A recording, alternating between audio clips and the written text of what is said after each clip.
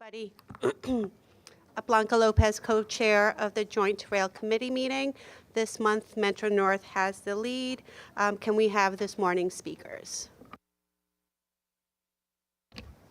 Good morning. This morning we have 8 speakers from the public wishing to make comments. It's a reminder that in the interest of time and respect to all other speakers, each speaker has 2 minutes. There will be a beep at 30 seconds, warning the time remaining. There'll be a beep at 30 seconds, reminding of how much time is remaining. As a reminder to all speakers, they have 2 minutes as a courtesy. Please make sure that you are courteous and keep to time. Our first speaker will be Kara Girl, followed by Miriam Fisher.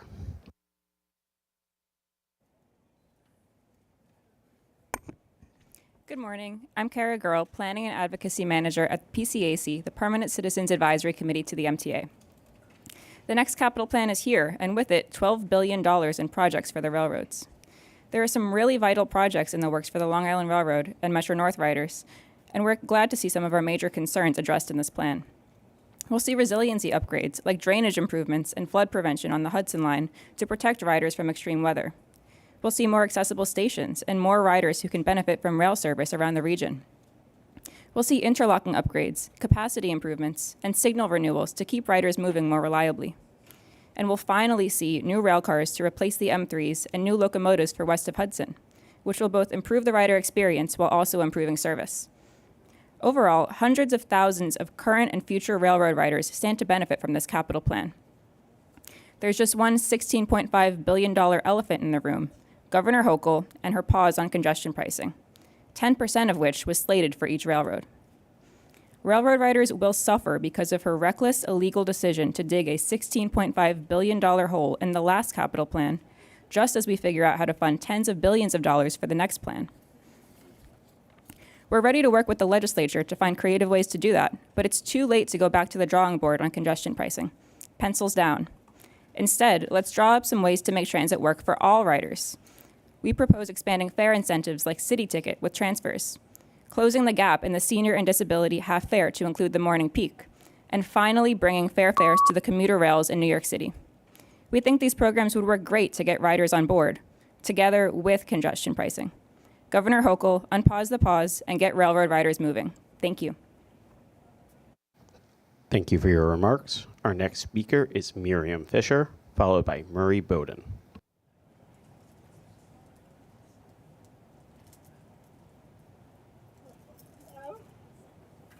Hello? Do you hear me? Am I audible? You are. Okay, my phone is ringing. I'm going to ignore it. To all my accessibility colleagues and activists who I know usually have a chant before the Monday meeting, I celebrate raising awareness and sharing a step forward for us all. I am a resident of Chelsea and struggle with an inaccessible subway steps. I've had 3 back surgeries, facing a 4th knee surgery, hit by a taxi, in a coma for 9 days. It's a terrible struggle. On 6th Avenue and 23rd Street, we have an inaccessible subway renovated in 2018, but no elevator included, a violation today. On the same block as Sellis Manor, a 12-story residence for hundreds of people who are with disabilities, visually impaired, and various other disabilities. I advocate to start the repair of 23rd Street here at 6th Avenue and 23rd. Chelsea is an inaccessibility and accessibility desert. 5 stations, Hudson to East River, only 1 accessible on Park Avenue South. There's a rally planned on 23rd Street, 6th Avenue by the subway for Monday, the 30th at 9:30 for accessibility. Come and join us. The connection to the nearest accessible subways on 14th and 34th are bus rides. Many bus stops without seating or shelter from the weather, heat, cold. Buses uptown are slow, facing gridlock towards the Please major conclude your transit remarks. hub of Port Authority. It's difficult for people with disabilities. Come to join the rally for more accessibility in Chelsea. Thank you. Thank you for your remarks. As a reminder, all remarks are supposed to be on topic on something on our committee agenda. If you can please contain your remarks to the committee agenda, and please try to keep within your allotted time. Our next speaker is Murray Bowden, followed by Maddie's Bucky's Highland. Keeping on the agenda is, my point is safety. Safety is always on the agenda. I've made suggestions, and some are heard, some are not. But I've come to the realization that I've gone as far as I can go. I've had ideas. I'll be glad to meet with anybody, anywhere, and discuss this and see what's worth following up and what's worth not. I've gone as far as I can go. I'm pushing dementia and working very hard to slow it down as much as I can. My physical stuff, I'm able to stand because I used to be a marathon runner. I've been walking around with 3-pound weights on my ankles to strengthen my legs so I can stand here, but I can't walk great distances, which is why I've got the wheelchair behind me. I want to thank all the people that I've worked with here, my professional friends, who've taught me. I couldn't do this by myself. There have been hundreds of people who've helped me, given me ideas. Some work, some don't work. But Jono's right. There's nothing like face-to-face conversations. I get to see you here. I've had conversations with people that I haven't had before because we were here and we were talking to each other. So being back at the office is absolutely the best way to go because that's where problems get solved. Face-to-face, I can look at all of you, see your involvement, and see who's more important to read their mail to listen to me. Thank all of the people who I've worked with all these years. I expect this is the last time I'll be here. Circumstances may change and I may come again.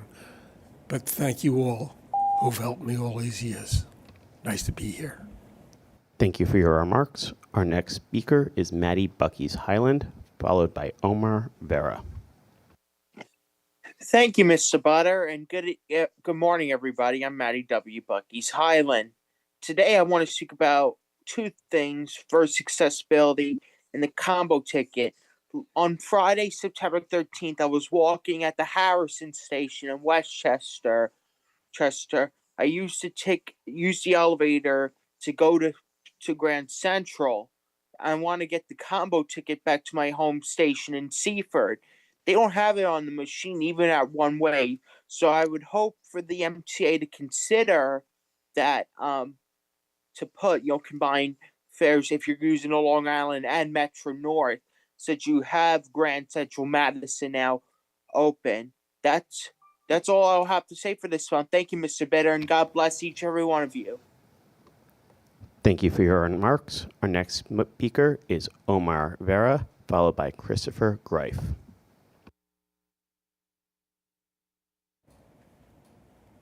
Morning, everyone. I don't have much to say, but just that regarding fares and stuff, we should expand the rollout of Omni into the commuter rails, and with that, we can make it more efficient. Thank you. Thank you for your remarks. Our next speaker is Christopher Greif, followed by Jason Anthony. Good morning, everyone, and I apologize, my camera's not on, which I'll turn it on so I'm speaking. This is Christopher D. Greif as an advocate for people with disabilities. There we go. We definitely need to make clear that we definitely need the capital project for all the accessibilities as I look at the list, and I'm glad to see those stations. But at the same time, we need to have more additional cameras.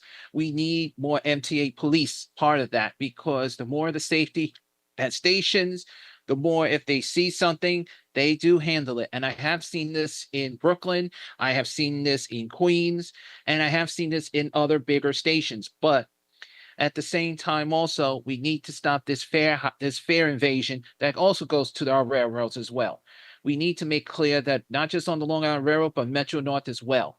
But we do need to have more advertising about fare invasion and the CARES and others. So let's do our part to make sure accessibility is in that point, not just in New York City, but New York to the islands of Long Island. So thank you, everyone. Thank you for your remarks. Our next speaker is Jason Anthony, followed by Andy Quinto.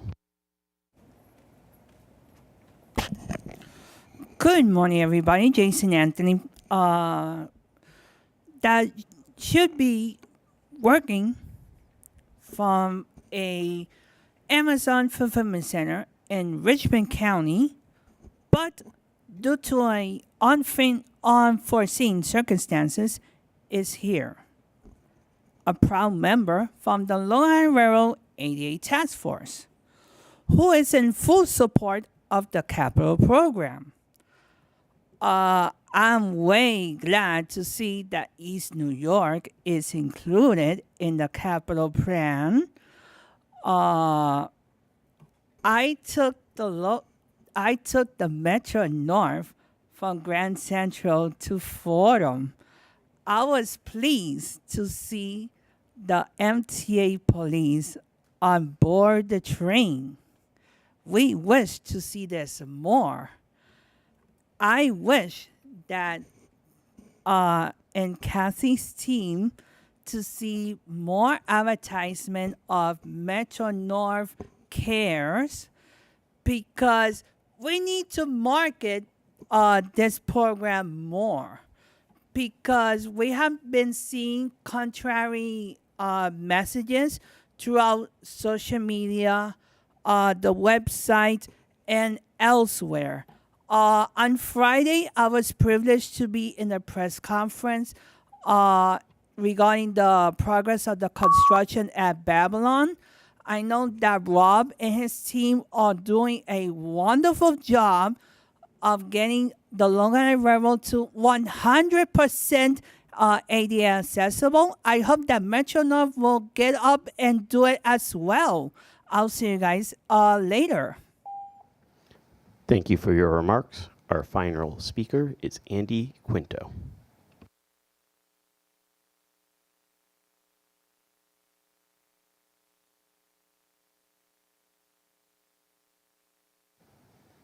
Please unmute yourself within the Zoom.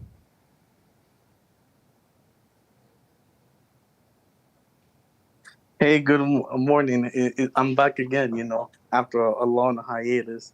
Let's talk about the service plan for Long Island Railroad during the VMA. It was an absolute disaster. I took the train from Grand Central, and all the trains that were stopping until around the 7 o'clock hour was only Hempstead train. And they were running between every 30 to 45 minutes, which is completely unacceptable for an event like this. I know nobody cares. Jason Anthony, Passengers United, Fine Power. And speaking of John Mitchell, he's once again harassing people at the Mineola Long Island Railroad Station. And he harassed people at the Elmont Station during the VMAs, calling us snobs and all that. First of all, I pay so much money, my hard-earned money, to go to the VMAs, and for the MTA to not provide extra trains, not having extra Ronkonkoma and Huntington trains stopping at UBS Arena during that day, completely unacceptable. You guys need to do better, We pay high fares just for you guys to screw us over. And by the way, I met Donna, Paola, after the VMAs, outside, and I just took the train back to my hood. But get your shit together, Long Island Railroad. Enough is enough. Enough is enough. We demand better. You guys are being like New Jersey Transit at this point. And speaking, why is Hollis Station not included in the plan? That station looks horrible. And these ADA accessible, and these modern day elevators and platforms, it looks like a train station from the 1800s. Absolute embarrassment. That's all I gotta say. Kick John Mitchell, and thank you for your time. Get your act together, Long Island Railroad, for extra service at UBS Arena, especially for award shows. Thank you. Thank you Thank you for your remarks. I'd like to remind all public speakers to abide by our rules of decorum, which include not disparaging others, as well as using appropriate language. Madam Chair, that concludes our public speaking program. Thank you, Andy. The key performance metrics report is in your book. Moving on to administrative items, we did not have a meeting last month, so we have the approvals of the meeting minutes for July 29th. They have been distributed. Thank you, Mr. Herbst. A second? Thank you, Lisa. All in favor? Meeting minutes are approved. Kathy, Rob, are there any changes to your respective work plans? There are no changes to the Metro North work plan. Thank you. No changes. Thank you. Moving on to the agency president's reports. We'll hear from both railroads. Kathy will go first as Metro North is in the lead. Thank you, Chair Lopez. Because of the capital program presentation that's going to be a little bit further down in the agenda, I'm going to be covering the operations report as well this month. I'm going to start with ridership. August was another strong month for ridership, even taking into account the normal August lull and the month's severe weather events. Metro North served 5.45 million customers in August, which is an increase of 6.5% from August of 2023, representing 74.7% of 2019 pre-COVID ridership. Average weekday ridership saw the typical dog days of August decrease, but weekend ridership remained strong, standing at 83.5% of our pre-COVID levels. As we've seen on both railroads, return to work really is a thing post-Labor Day. We're seeing clear evidence of this in our September ridership. The week ending Sunday, September 15th, was a post-COVID record-setting week for Metro North. The first full week after the end of the summer vacation season produced the following records, which represent highs in terms of both trips and recovery. Average weekday ridership rose to a record 224,932. Weekday ridership standing at 78% of September of 2019. If you look at Tuesdays through Thursdays, which are our busiest days of the week, the ridership on those days rose similarly to a new record of 230,176, which is the first time that this metric has topped 230,000, which represents approximately 79.8% of our September 2019 ridership. Weekend ridership was boosted by beautiful weather and an average of just over 10,000 trips each day to and from Yankees' always popular series against the Red Sox, for which we operated extra service, and that ridership was up 24.6% over the previous weekend.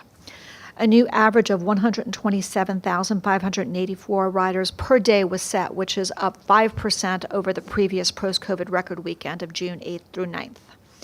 New post-COVID day of the week records were also set for Thursday, Friday, and Sunday of that week. On the operations report, our service delivered rate for August was 99.8%.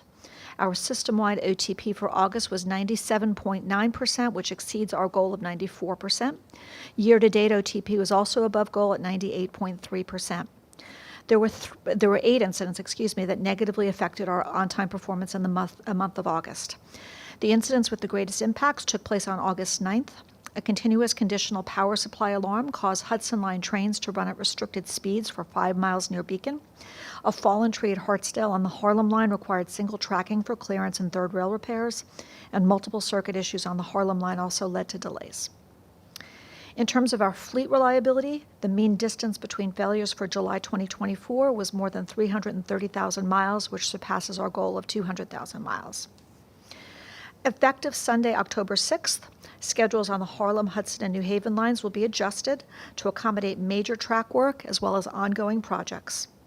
I'm happy to report that the New Haven line will see a 1 to 2 minute reduction in AM, PM, and weekend train times thanks to recent signal system upgrades. The October schedule will also bring back our popular leaf peeper trains, yes, easy for me to say, on the Hudson Line, our shopper schedule trains on the New Haven line over the holidays, and schedule adjustments for the fall and winter holidays. I'm also happy to report that we are launching a pilot program to enhance restroom cleanliness. Starting today, QR code posters in select restrooms will allow customers to provide real-time feedback on their experience. This feedback will be sent immediately to our mechanical or stations department for prompt action. All 65 posters will be installed by October 3rd. I just want to thank the MTA IT department, customer service, and marketing as we strive to improve upon our customer satisfaction. August was a difficult month for weather events, with storms on the 3rd and the 18th having particularly detrimental effects on the railroad service. The August 18th storm dropped between 6 and 8 inches of rain across Connecticut's Naugatuck Valley, which is the home of our Waterbury branch, and higher amounts elsewhere in the state. While the New Haven Main Line, the New Canaan branch, and the Danbury branch were all affected by this heavy rainfall on the 18th, the Waterbury branch incurred the most damage and remains out of service and will stay so for the next several weeks. There were washouts and track damage at Seymour and Beacons Falls, Connecticut. The washout at Seymour, which is next to the Naugatuck River at Kinneytown Dam, was particularly significant. The Connecticut Department of Transportation, which owns the trackage in the state of Connecticut, has engaged a third-party contractor to restore and harden this embankment, and we expect that our crews will begin restoration of the trackbed and signals in the third week in October, with train service estimated to resume by early to mid-November. In the meantime, working with the Connecticut Department of Transportation, we're providing a full schedule substitute bus service for the Waterbury branch. This week, we're launching a mini survey for our Harlem and Hudson customers. We're using this opportunity to get more targeted feedback on areas of concern that were identified in the spring customer count survey regarding perceptions of capacity concerns on our trains, and also a stated desire for more frequent peak and off-peak service. Metro North has some of the highest customer satisfaction scores of any commuter railroad in the nation, but we can't become complacent. We're a firm believer in the maxim that frequency builds ridership, and we take seriously the slight dip in customer satisfaction that we saw this spring. We'll report back to the committee on the results of this survey. Finally, as we celebrate Hispanic Heritage Month across the MTA, we recognize the invaluable contributions of the many employees at Metro North of Hispanic heritage that drive our success. Among them is Kendall Ortiz, our Deputy Director of Maintenance of Way Training, whose dedication and leadership have earned him recognition within the transportation industry. Kendall's originally from the Dominican Republic, and he's been named to Mass Transit Magazine's 40 Under 40 list. This prestigious honor highlights young leaders shaping the future of public transportation. Kendall's inclusion on this list reflects his exceptional contributions at Metro North. Kendall started at Metro North as a track worker in 2013, and his rise to Deputy Director of Maintenance of Way Training demonstrates his ambition and leadership. In his role in the training department, he's been instrumental in developing training programs that improve safety and efficiency across the railroad. His leadership in revamping the new hire track worker program has been particularly significant, ensuring that new employees embrace Metro North's strong culture of safety and operational excellence. And this is me at the Park Avenue Viaduct. This is a project you're going to be hearing about a little bit as part of the capital program update that Jamie and I are going to be giving on the Metro North capital program. Just wanted to give a shout out to the project team. I was there on Saturday. It was a beautiful morning, and the work is really incredible. It's an incredibly important state of good repair project for the railroad. Really happy to be partnering with C&D on such an important investment. So that concludes my president's report. Any questions? Thank you, Kathy. Any questions? If not, moving on to Long Island Rail. Rob? Thank you, Chair. Good morning. Summer ridership and on-time performance remain strong in the summer, considering that we see normal dips in the summertime, but we had a really good summer. July ridership increased 14.9% as compared to July of last year, and for August of this year, we saw a 12% increase over August of last year. Non-commutation continues to impress, as once again we exceeded the same month in 2019 for both July and August. This is an important milestone as it marks 12 months in a row that we have surpassed 2019 ridership and non-commutation, and it shows that ridership is recovering. Total year-to-date ridership compared to last year is 16.3% above last year, and another good mark as well is monthly commutation ridership increased 18.9% as compared to last year. This increased ridership has meant we have met or exceeded 80% of 2019's ridership for 4 consecutive months, May through August, which surpasses the original ridership projections. And new for September, we set a new post-COVID one-day ridership mark with 261,264 customers on September 18th. This surpassed the previous record by 10,000 customers, pretty significant. And as Kathy, I'll be briefly giving the operations report this month as well. There's more detailed information in the book. On-time performance for the month of July was 95.6%, and for August was 94.5%. Year-to-date as of August, we're at 95.5%, all above goal. For mean distance between failure for July, we hit 166,391 miles, and July year-to-date, we're at 160,347 miles, both above goal. And for service delivery, we hit 99.6 of our trips completed. Looking at summer ridership a little more closely, from Memorial Day weekend through Labor Day, the Long Island Railroad transported over 20 million customers. That's a 13% increase over the same period in 2023. East End summer travel is always a boost to our ridership. This season, Montauk Branch diesel-only ridership was up 19% overall for that same period. It was up 10% on Fridays and an even more impressive 44% on Thursdays, which was something we identified before the season through constant analysis of ridership trends, and why we instituted a new train that was extended from Spionk to Montauk on Thursdays for the summer. We also successfully provided service to the U.S. Open event as ridership exploded this year, surpassing last year's mark by 24%, about 127,000 customers. On Friday, I joined Construction and Development President Jamie Torres-Springer, who's with us here today, Board Member Mark Herbst, and General Chairman Anthony Simon as we broke ground on the 2-year renovation of Babylon Station. This long-awaited project will bring that heavily used station into the 21st century.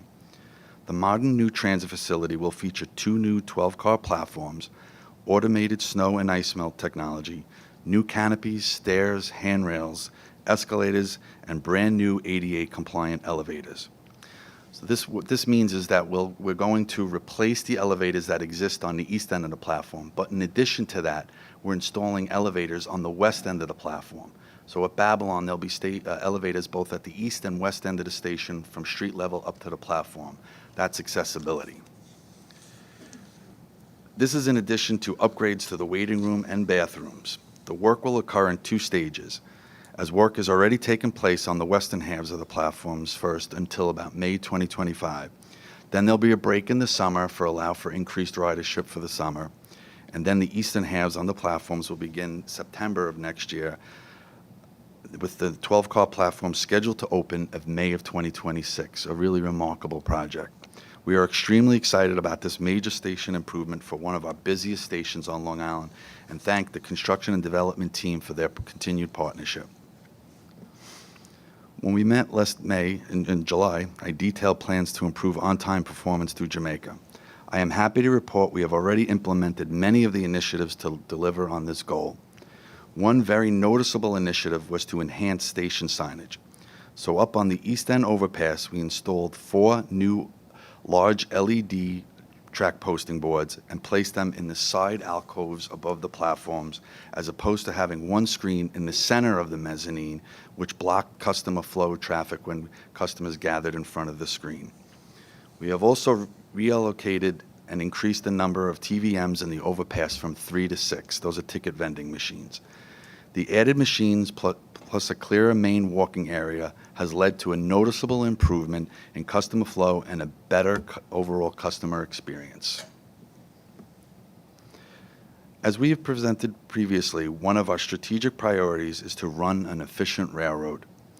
Using the latest technology, the Long Island Railroad has identified a more efficient way to monitor and identify issues along our right-of-way through the use of drones. The drones are operated by our Office of Security. While used for emergency response, the drones are also there to provide operational support. And as an example of their efficiency, and what would have historically taken about 40 hours to inspect vegetation growth between Ronkonkoma and Greenport, a distance of about 55 miles, now takes 16 hours. The footage also identifies debris and other hazards that could damage tracks or rolling stock, and unauthorized ingress and egress areas that could result in a trespasser strike. This helps us to better direct force account efforts and position security assets such as fencing or cameras. Real-time drone footage can be viewed on electronic devices at remote Long Island Railroad locations and are recorded and preserved for future use. I want to thank Bob Murphy and the security team for implementing this and working with the operating departments. Really great efficiency initiative.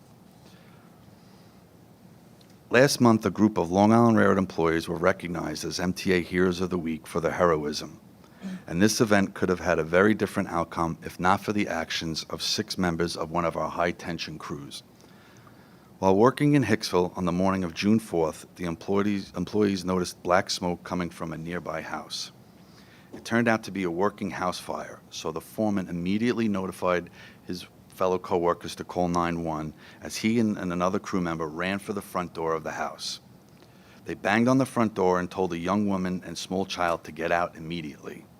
The woman mentioned that people also lived in the rear of the house, so the entire crew ran to the back of the house to investigate. Luckily, no one was inside at that time. The crew also pulled debris away from the house and used a garden hose to slow down the spread of the fire until the fire department was able to arrive. That day, Brendan D. Thomas, Chris Flood, James Bove, Sean Kavanaugh, Stephen Monday, and foreman Craig Lasella took quick action and bravely prevented what could have been a horrible tragedy if they had not acted. What an incredible act of bravery by these employees, and I want to thank them for making the Long Island Railroad extremely proud. That concludes my report, and I'll answer any questions you may have.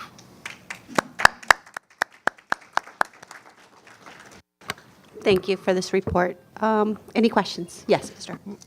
Thank you. Not really a question, just a comment. The Babylon Station, Rob, that was a fantastic event, the opening. But more importantly, the outreach that we've had. I've been at that station several times, different hours, and you have representatives on the platform. Whenever there's a change, there's a disruption, people are upset, and the help, the staff there has been marvelous. And Kathy, you mentioned about the increase in ridership in Metro North with the Yankees. So naturally, I have to respond to that. This week, the Mets sold out the last 2 days. And before that, I traveled. They did a fantastic job with extra trains at that station and coming into Babylon to see the representatives that late at night, still at the station, guiding people who are probably not normal riders. So to give them the help and the assistance necessary. So they're doing a fantastic job. So kudos to the entire staff for this project. It's going very well. Thank you. Thank you. Yes, Mr. Glucksman. And while we're thanking, I want to thank Metro North for posting the new schedules for Pascack Valley and the station. And I just noticed them this morning. And I have a question. The QR code thing there, is that updated? I mean, you don't have to change those things all the time, do you? When you change schedules, it still works if they, it links to the same thing. Yes. All right, thank you. Any additional comments or questions? Thank you. We're moving on to the next item on the agenda, which is the MTA proposed capital plan for 25 through 29. We have Jamie Torres Springer, who will walk us through the proposed plan. Thank you, Chair and members of the committee. I don't have a clicker, but maybe somebody can run it for me, or Andy will pass it to me.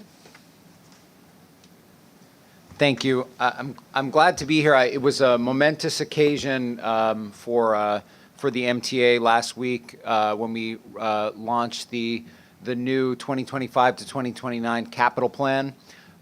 We put it out there, and it's posted on our website at mta.info/capital plan. There are copies that have been shared with the members of the committee and the board, and we'll be printing a few more copies as we're able to. And what we wanted to do, myself and Kathy and Rob, was to be here to make a short presentation about what's in the plan, and then make sure that we're available to answer the committee's questions as we head towards a vote of the board to approve the plan, we hope, on Wednesday of this week. I want to note that Steve Barang and Donna Betty from C&D Development Group are really the brains behind this plan, are here, and have focused a lot on railroad infrastructure investment, so are available. And of course, Anthony Tufano, who runs our combined railroad business unit, is here as well for the conversation.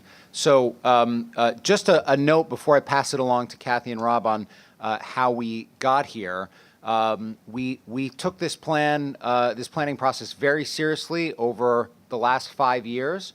We built it from the bottom up, doing the most rigorous 20-year needs assessment of our 6 million component assets across the system that we have ever done as an organization.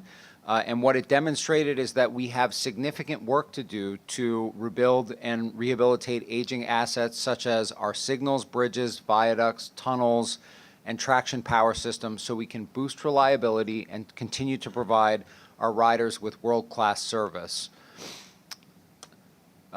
This is some of what's in detail in the 20-year needs assessment and also has been highlighted in the 5-year capital plan proposal as well. On as we look at each asset, we've inventoried it, categorized it, and made an assessment of what's in poor and marginal condition, which needs to be our focus in ensuring state of good repair. There's lots of improvements that we're making to the system as well, and that's an exciting thing, but the fact is that running safe and reliable service is the priority of all of the staff that you see here and that work within the MTA all the time, and I know it's a priority of the board as well, and so we're focused on making that investment as part of this planning process. This is an example of the kind of focus that we're taking to state of good repair within this plan. If you look at these different components of the system, you can see the ones that we start here in 2025 at the beginning of this capital plan period being in a state of good repair in blue or in poor and marginal condition in red. And the power, structures, signals, and station components, we are committed to making progress on each of those components within the time frame of this capital plan. We cannot bring every single asset within this vast system to a state of good repair, and partly because we're fighting against the so-called decay curve, which means that even as we repair assets over time, other assets leave the state of good repair, and they're in poor and marginal condition at the end of that time period. You can see it's in dark red at the bottom of these graphs. But the key thing is here, the blue part of each of these asset graphs is getting larger by the end of this plan. That's the commitment that we've made, is to make progress towards state of good repair across each of these systems. And my colleagues will give you a little bit more detail about how we're doing that. I did also want to note, we also took this from a top-down point of view and said, what is the appropriate level of investment? JP Morgan independently looked at this, gave us an outline of what other industrial asset owners are investing, and found that we should be investing in the order of $16 to $23 billion per year. So that's an important benchmark that gives us support for the plan that we've put out. The comptroller for the state independently made an assessment that we should be in this range of $57 to $92 billion, and our $68 billion total plan for the MTA system is right in the middle of that. And then, of course, we are addressing inflation. We had a $55 billion plan, or are in the midst of a $55 billion plan for 2020 to 2024, and we've all seen inflation, in every part of our lives. It certainly has impacted construction cost escalation as well, to the tune of roughly 30%. And so if we just look at our $55 billion plan and escalate it by 30%, then we're also in the range of the plan that we have proposed. But we are doing everything we can to be responsible about that plan. We've built an organization at MTA Construction and Development, as is evidenced in Kathy and Rob describing the Park Avenue Viaduct, the Babylon work, a lot of other work that's able to award significant amounts of contract work, get the work done within our system. So we've sized the plan to that capacity that we have. That's where we're coming from in the total size of the plan. And what it yields for Metro North to start with is a $6 billion allocation that is primarily focused on state of good repair.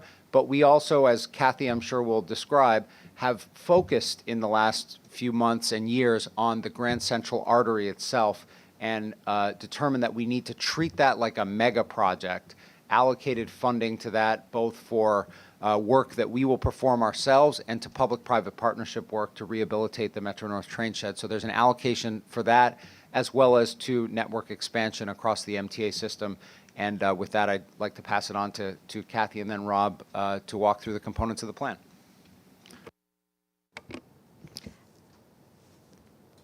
Thank you, Jamie, and thank you to the entire C&D team for your partnership in terms of getting us to this point. You know, the planning people, the delivery people, it really is a team effort, and we're really grateful for your partnership in getting us to this point with respect to this presentation. So as Jamie indicated, really the focus of the Metro North capital program for the next 5 years is state of good repair, those investments in our infrastructure, you know, frequently our invisible infrastructure that are necessary for us to be able to continue to provide safe and reliable and frequent service. I think you went backward, Annie. There you go. There are various elements of these state of good repair investments. Why don't we just go to the next slide and we'll kind of get into that. So as Jamie noted, rolling stock is a big area of focus here. We are still, both railroads are still operating the M3s on our property. These are 1980s rail cars that went onto the property before there was an ADA, so they're not ADA compliant, and they also are suffering from parts obsolescence and other reliability issues. So working together with Long Island Railroad and our procurement team, we're in the process of getting a procurement to have 9 M9As, the latest electric fleet to replace the M3 fleet. The other two rolling stock priorities in this upcoming capital program is to begin the replacement of the locomotives for our West of Hudson service, as well as starting replacing our aged coaches that serve our diesel lines. I'm thrilled about the story of the Grand Central Artery, to have the capital program team recognize that this is a significant asset that requires a significant investment wholly apart from our core program. As you've heard over, I think, the last couple of years, there are essentially 3 segments that we're talking about here when we say the artery. I mean, the word artery really reinforces how central how important this feature is to the safety and reliability of Metro North service. So you're talking about the terminal itself. You know, there were investments made in the 90s to the customer-facing elements of Grand Central Terminal, but there's a lot of back-of-house systems that are really in sore need of repair and investment. So that's included in this program. The train shed, you've also heard a little bit about over the course of the last several years. This is the structure over the Grand Central Rail Yard, and it has deteriorated, as you can see in this graph, quite significantly over the years.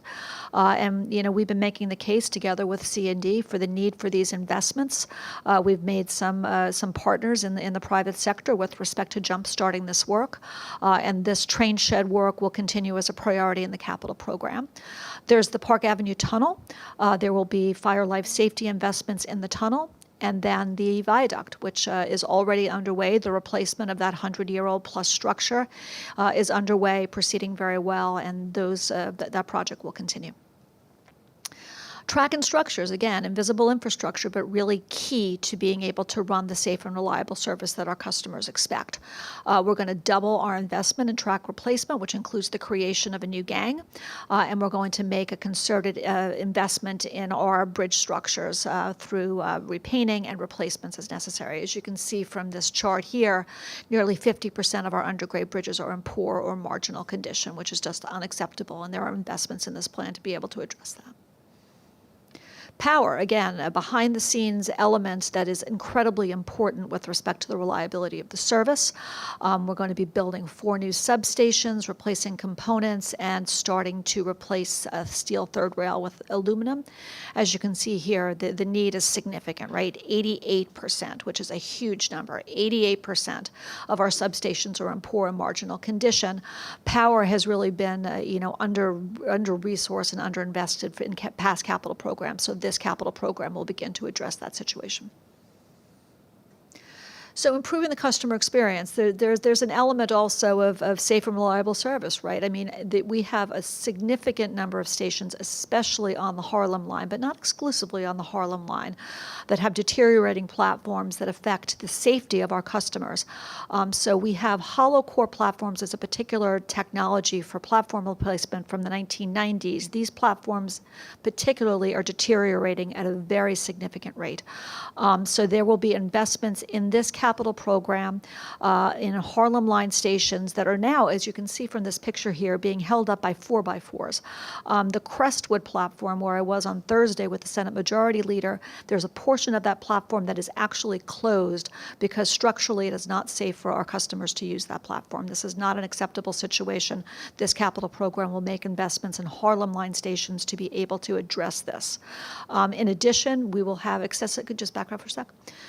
In addition, we will be making 2 more stations fully accessible. That's Wakefield in the Bronx, as well as Ludlow in Yonkers in Westchester County. Station environment. So in addition, well, this is basically what I just said, right? So we have renewal candidates on the Harlem line.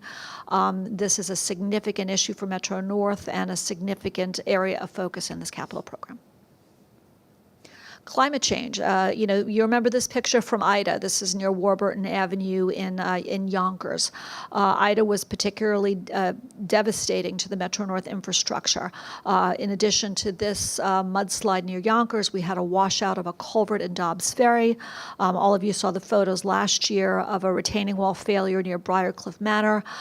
So this capital program will really begin and jumpstart the investments that are necessary into the resiliency of the Hudson line, especially the lower portion of the line from Croton Harmon south.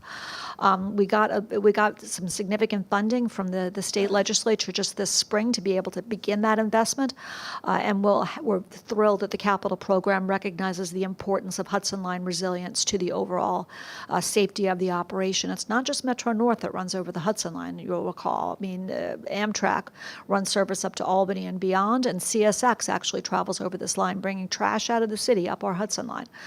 So the safety and the resiliency of the Hudson line is important, not just to Metro North customers, but to the entire region. So we'll be addressing the slopes as well as addressing the track level, drainage improvements, other improvements to be able to make this line more resilient in face of the challenges of climate change.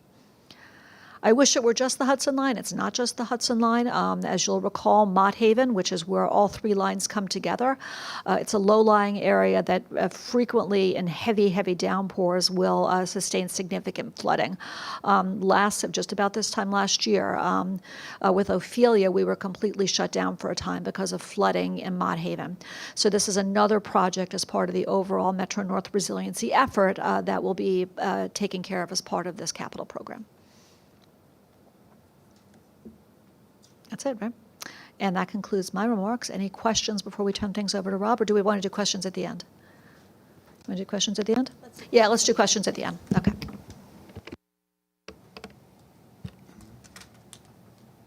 Good. All right. As we've communicated previously, the Long Island Railroad is focused on safety, reliability, and the customer experience. Our proposed 2025 to 2029 capital plan has been designed to deliver on that focus. I'm excited to present some of the specific elements of our next capital plan and want to thank our partners at Construction and Development, as well as the team at the Long Island Railroad for their tireless work that went into developing this extremely comprehensive plan. All right, back up one, there we go. At more than $6 billion, this plan will invest significantly in Long Island Railroad's state of good repair. State of good repair should be the foundation of any capital plan, no matter what industry you're in. The Long Island, the Long Island Railroad has introduced a lot of new infrastructure over the last 5 years. We need the rest of the system to catch up. You cannot support that new infrastructure if the rest of your system is in a state of disrepair and not well maintained. This program lays the foundation to get us to a state of good repair. So why do we need all this investment in our system? So we can continue to provide frequent, safe, and reliable service. We need to upgrade our aging infrastructure. This means the nuts and bolts of our system. To continue to provide the high levels of service, it starts with our rolling stock. As you know, the Long Island Railroad depends on our M3 fleet of cars, which are approaching 40 years old and have millions of miles on them. These cars have significantly less reliability and cost a lot to maintain. With this program, we will purchase M9As, finally retire the M3 fleet. We are also looking to update our rolling stock fleet as a whole by including purchasing new Tier 4 dual-mode locomotives for cleaner, more efficient service in diesel and electric territory. We'll also start to replace and upgrade our coaches and replacing our fleet of work locomotives as well. We just spoke about electric car purchases. Well, you can't operate electric cars if you don't have a reliable power delivery system. There is a significant backlog in modernizing our power substations across the system. In this plan, we will renew or rehabilitate 16 substations, making a substantial step toward a state of good repair. We have about 57 substations that are at least 50 years or older, so we need to invest heavily in this area. As the Long Island Railroad celebrated its 190th birthday, it was also a reminder of how old a lot of our infrastructure is, which is also more than a century old. We will repair and waterproof 45 bridges and viaducts, making them more aesthetically pleasing and safeguarding them from deterioration. I just want to stress this program will also fund bridge painting. We know how important that is in the communities that we serve. We'll also rehabilitate the Atlantic Avenue Tunnel that allows for our extremely reliable and frequent Brooklyn service to operate, much of which hasn't been upgraded since it was first constructed well over 100 years ago. In every plan, a major component is keeping up with our track replacement program. Paul, don't get up and cheer, all right? I know, exciting. Which is truly the backbone of our infrastructure. In this plan, we'll also move on to the next phase of Jamaica capacity improvement, part of our long-term strategy to modernize the tracks that run through Jamaica and eliminate the Jamaica crawl, which is an essential element to the improvement of on-time performance in Jamaica, as we've spoken about previously. Jamaica is the absolute key to our operation. And just touching briefly, as we talk about track, signal as well. We have areas of our infrastructure, our system, that the signal system dates back to the 40s and 1960s. So it's a real area that we need to focus on and improve as signal and track work hand in hand. Okay. Even as this plan is focused on state of good repair and our existing infrastructure, we know we need to continue planning for the future. This plan includes an $800 million allocation to be used across the agencies to advance promising expansion of capacity upgrade projects. On Long Island, that will mean additional planning work and possibly early work, depending on the results, for upgrades to the main line from Ronkonkoma to Yaphank, the Port Jefferson branch, and the Montauk branch. This plan strikes a good balance between necessary state of good repair and working to build and modernize our system. Now, I know a lot of people want to see the call-outs of specific modernization or expansion projects. I just want to point out that within this plan are elements to help support those future initiatives to expand the service. As an example, the Port Jefferson branch, we're going to re-signal a portion of that, which will accommodate double track and also re-signalize between Babylon and Sayville, which is absolutely essential to the reliability and the ability to run more frequent trains even further out east. So while there's not a specific call out to it, please understand that there is work taking place within this program that takes that into consideration and moves things forward. As we've presented previously, improving the customer experience is a strategic priority at the Long Island Railroad. A key element of that is our stations. After all, it is the first thing our customers see when they use our services. This plan will make significant investments in our station environments and accessibility. That includes doing state of good repair work at our stations. We'll renew at least 5 stations, including Floral Park and Port Washington, and perform component work at many more. In response to customer feedback, we'll also invest to upgrade the Western Bridge at Jamaica with improved vertical circulation to improve transfers. And this work also includes not only the big rehabilitation, rebuilding of station, but it also includes day-to-day maintenance at work, component replacement, lighting, signage. The plan actually helps that, things that people see every day. And we'll continue our progress on ADA accessibility. We'll make at least 4 more stations accessible, bringing us to 98% of our stations by the end of this program. While less glamorous but just as important, work will include renewing stations, replacing 15 elevators and escalators. Finally, we'll continue to do our part to address climate change. We've made a lot of progress protecting the system since Superstorm Sandy, and will continue to strategically implement resilient infrastructure as we do state of good repair projects throughout the system. This includes raising our right-of-way infrastructure, especially in known flooding locations. As you can see, this is an extremely comprehensive plan which addresses our immediate needs, solidifies our infrastructure, makes progress in getting our system to a state of good repair, and plans for the future to ensure Long Island and the region remain a place where people want to live and work. And that concludes my update. Thank you for these reports. Questions or comments? Yes, Randy. Thank you. At the committee meetings I've attended this morning, we talk about replacing equipment that's nearing 40 years of age. I rode this morning on a train powered by equipment that was built in 1966. It's been overhauled. This is one of 15 locomotives Metro North owns for west of Hudson. I'm pleased that they're including it in there. I don't think there are too many people that are in this room who are, I am, but the people that are younger than that age of locomotive. And so I'm greatly appreciative that this something will be finally done on our side. Thank you. Jerry?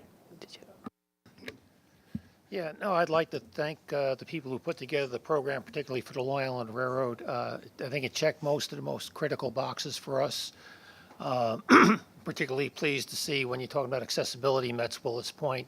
That's something I've been banging the drum on for many years. And I know you're only in the design stages or talking about it now, but the Yaphank one doesn't seem very substantial, but to me, because we already have the money in the budget to build a brand new station, and to build that brand new station out there for the Brookhaven National Laboratory, but not having electrified, it just didn't seem to make sense. So the fact that we actually are looking at that, that is huge. So again, I just want to thank you. You've checked most of the critical boxes as far as I'm concerned. So thank you. Co-Chair Herbst? Thank you. I also want to share the same sentiment about the Yaphank station. It's included in the plan. That 800 figure, 800 million added, it has a lot of opportunities. So I think that's probably, of the three different major programs that we're looking for planning purposes for Long Island, electrifying the Port Jefferson line, finishing Ronkonkoma, going out to Yaphank, and also some improvements on the Montauk branch.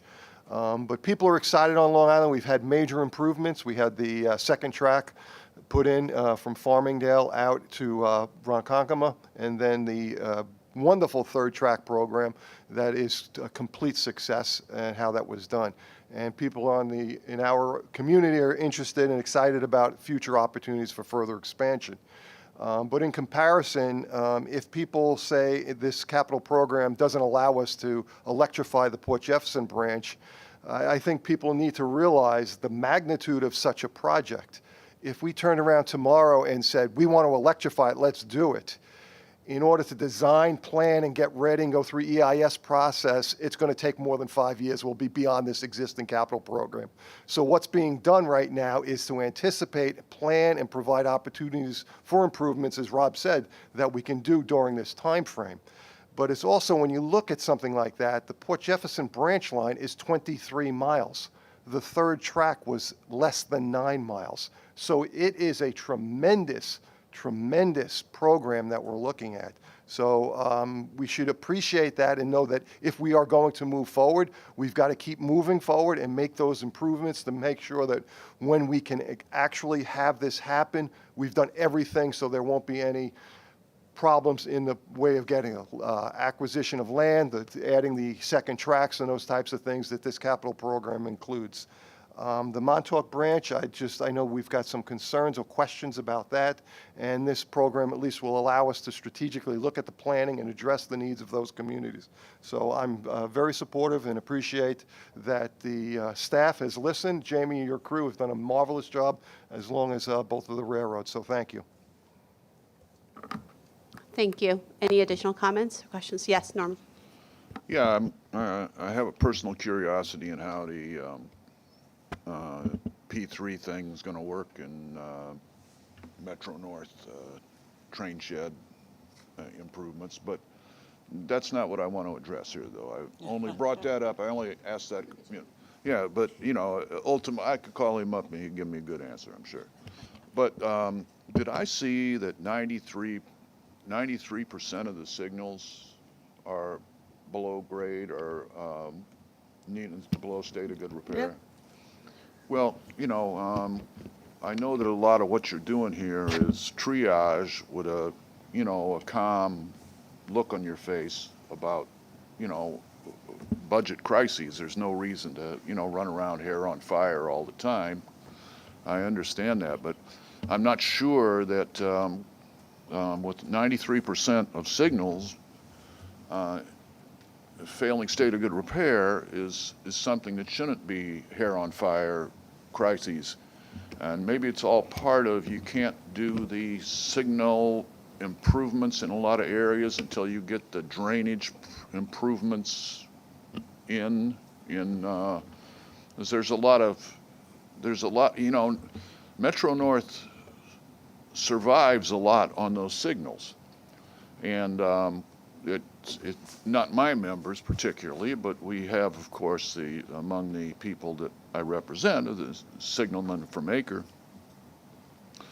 And, for you to acquire the labor to do this, to the extent you're using our people, is going to take time. And you don't want to be stumbling around with the project when it just seemed to me that you lose a number like that in terms of all these other numbers. And you could look at the 50% of track being out of state or good repair too. And you could look at any of these that would be a severe problem by itself. But looking at that, I'd like to say, what are you going to do about that 93%? Go ahead. You go, then I'll go. Board Member Brown, you're right on the same wavelength as us. I mean, what we have been trying to do is to call the attention of the board and the public to the fact that we are running the first and second busiest railroads, commuter railroads in North America, carrying 450,000 passengers a day, and the teams at Long Island Railroad and Metro North are achieving these high 90s% on-time performance when the track and the signals and the power systems and the structures and the stations are falling into a state of disrepair. And that is why we have brought this plan. It is over $14 billion of investment. That is the vast majority of it concentrated on state of good repair, because we have to make those investments. And with regard to, both railroads have considerable issues that we've identified. We are very much sounding the alarm on the Metro North assets, as we've talked about, the stations on the Harlem line, the sea level rise impacting the Hudson line, as well as heavy rainfall from the other flank, and then the condition of these key assets like signals. And there's a big investment in signals here. I will mention that we are rebuilding the lower Hudson signals, the signals on the lower Hudson line now. The upper Hudson line has funding for construction in this program and design for the upper Harlem line. So I believe in total we have a $600 million investment in signals for Metro North in this proposed capital plan. There are 231 signalized miles in the Metro North system, so it's a lot. But that's why we're making these proposed investments. That's why they're so important. Yeah, I don't really have that much to add. I think that to Jamie's point a little while ago, I think the fact that we've been able to achieve the operational performance that we have over the last several years has had a tendency to mask some of these really significant infrastructure needs, which frankly I think is really a credit to the team that we're managed to hold the place together and continue to really operate at that level. But eventually that bill becomes due, as you've pointed out, and the investments in the signal system system, but also power is a significant area of need. Stations is a significant area of need. And I guess I want to again call out the importance of having this separate pool for Grand Central, which has basically has two effects. Number one, really focusing attention on Grand Central, but number two, not diverting money away from our core program to take care of Grand Central. So we really have an unprecedented investment in our core assets, as well as an unprecedented recognition of the vast needs in the terminal, which is why I'm really gratified that the program is at the level that it is. Kathy, can I add one more stat that I dug up as you were talking, which is I noted $600 million in signal investments, and that's a six-fold increase over this plan. We have $100 million in signal investments. And to your point about power, we have between the two railroads a $1 billion investment proposed. And that's because we've all seen what happened to New Jersey Transit riders and Amtrak riders this summer. A lot of that was the condition of their power systems, whether it was their catenary, their substations, or traction power and what was connecting substation capacity in with the rolling stock. We have to deal with all of that, and that's why we have that $1 billion investment in this plan for power for the railroads. Great. Yes. No. Yeah, we weren't entirely immune to those power problems either, but I also perceive here a sort of discontinuity between the equipment signalization, where you got more and more of the equipment rising up to the modern signal systems, and the on-the-ground signal systems that are further behind, and that concerns me too. So, it's like the two systems do not match in their level of technological achievement, and it seems like I wouldn't say a waste for all the equipment to be, because you gotta have everything matching, and it seems like it's going to be a struggle, and the failure to fully fund the last capital plan is not going to help that. But I think you guys are doing a good job in the triage you've been given. Picking out the things that can survive and the things that can't. But it's a tough assignment you have. Thank you. And I echo my colleagues' comments with respect to this plan. It's a critical plan. A lot of the components that make up this portion of the capital plan obviously is an urgent call to action. So how do you prioritize and how do you move forward? But I think we're in good hands. Thank you so much for doing all of the background work in order to present this plan to us. And with that, I just want to keep a close eye on the time. So if we can move forward with the next item on the agenda. I know Kathy and Rob already discussed the operations part as part of your remarks. And then the safety report is in the books? Correct. So now we move on to the police report, MTA police report. Who will be presenting? Hi, Chief Tom Taffy from the MTA Police Department, Chief of Operations. Welcome, thank you. Good morning. Good morning, committee members. I'm here to present the August 2024 Crime and Police Report for the Long Island and Metro-North Railroads. Reports of major crime on the rail systems remain low, with 20 incidents reported in August 2024, 10 on each of the rails, representing a 17% decrease compared to the same period last year. And even with this increased ridership, which makes the actual rate a lot more significant. And as we've heard in the subways, nearly half of our incidents also involve larceny, and it's usually of unattended properties. No police district reported more than 4 major crimes. Grand Central Madison continues to be exceptionally safe with no major crimes reported for this month again. Regarding fare evasion, the MTA Police Department continues to support train conductors in fare enforcement by increasing train patrols and positioning officers at key stations. This allows us to intercept trains where fare evasion is a concern. We've observed a significant increase, over 300% actually, in calls related to fare disputes, from an average of 300 calls per month to nearly 1,200 calls a month. To minimize any potential disruptions in train service related to these increased calls, we've deployed police supervisors to rail control centers. This enables us to closely coordinate with the railroad to identify the nearest officer and station, helping to reduce the response times for the police officers. We remain committed to working with the MTA partners to safeguard the system and ensure smooth operations for all passengers. This concludes the August 2024 Crime and Policing Report. Thank you. Thank you. Any comments or questions? Okay, we're moving on to agency information items. Kathy, do you want to take us through the information items for Metro North? There we go. So the information items are as follows: the 2025 preliminary budget and the 2024 mid-year forecast. They're both in the book. The October 6th schedule change, which I alluded to in my remarks.